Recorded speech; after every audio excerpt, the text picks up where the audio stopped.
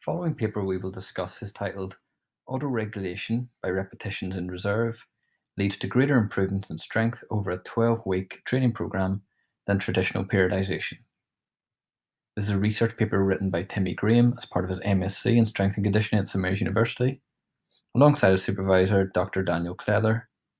This study was published in the Journal of Strength and Conditioning Research in 2021. The optimal programming for maximal strength is a contested area of discussion. It is generally accepted that periodized programming is more effective in eliciting strength gains than non-periodized training. Autoregulation is the adjustment of a strength program based on an individual's readiness to train on a daily or weekly basis.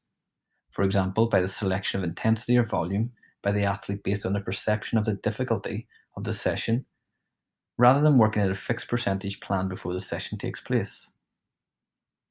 The purpose of the study was to assess if an autoregulated program would be more effective at increasing strength compared to a program which used a percentage of an individual's 1 repetition max.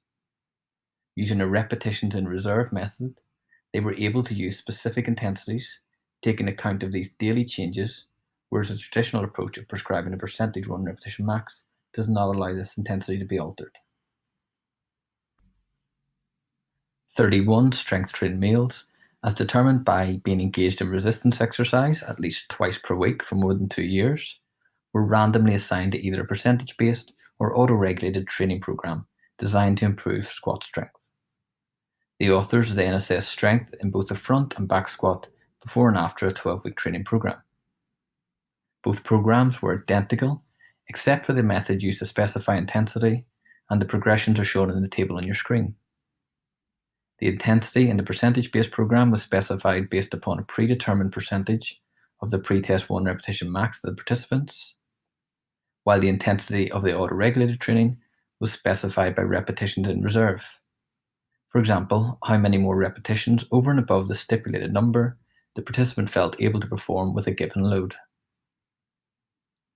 The specified repetition in reserve was chosen such that the intensity of training was of similar magnitude relative to the subject's pre-test scores and progressed in a similar way to the percentage-based program across the 12 weeks. The program consisted of 3 mesocycles, each of 4 weeks in duration, with decreasing training volume and increasing intensity. Each mesocycle progressed from hypertrophy to basic strength to a maximal strength phase. The main finding of this study indicated that both the auto-regulated and percentage-based groups showed a significant enhancement in 1 repetition max for front and back squat performance. However, the magnitude of the gain for the auto-regulated group was greater than the percentage-based program.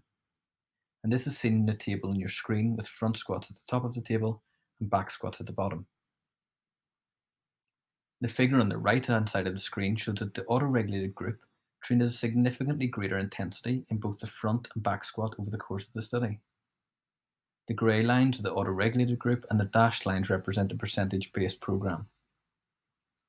As the strength levels of the auto-regulated group increased, the auto-regulated nature of the program permitted the participants to increase the load lifted beyond that of the traditional percentage-based prescription.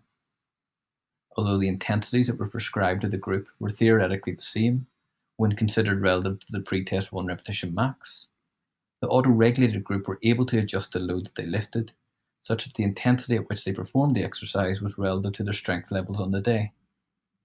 It seems plausible to suggest that the main reason for the greater strength improvements of the auto-regulated group was therefore due to the greater intensity at which they trained, and this is supported by the fact that the total number of lifts was the same for both groups with no difference in actual volume lifted. The following figure indicates that on average, the auto-regulated group displayed higher RPEs for the duration of the study, although the differences were only significant for the back squat. Again, the auto-regulated group is represented by the grey lines and the percentage-based training group by the dashed lines. This provides further support for the contention that the auto-regulated training group were training at higher intensities than the percentage-based group.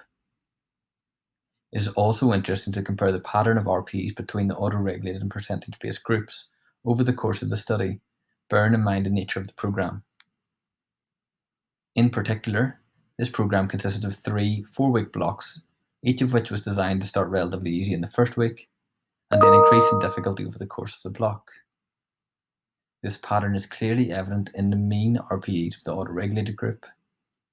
In contrast, it is much harder to identify 3 clear cycles in the pattern of the RPEs for the percentage-based group.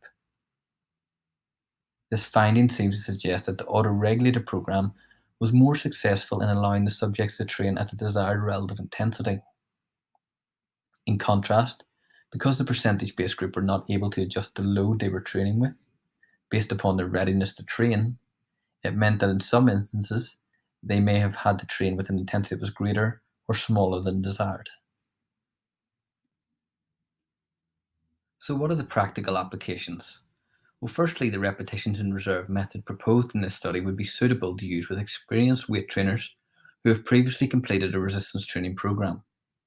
The successful application of repetitions in reserve method requires the ability to determine and adjust the subjective feedback and ultimately use this information to adjust the intensity of training on a set-by-set basis within the parameters of repetitions in reserve.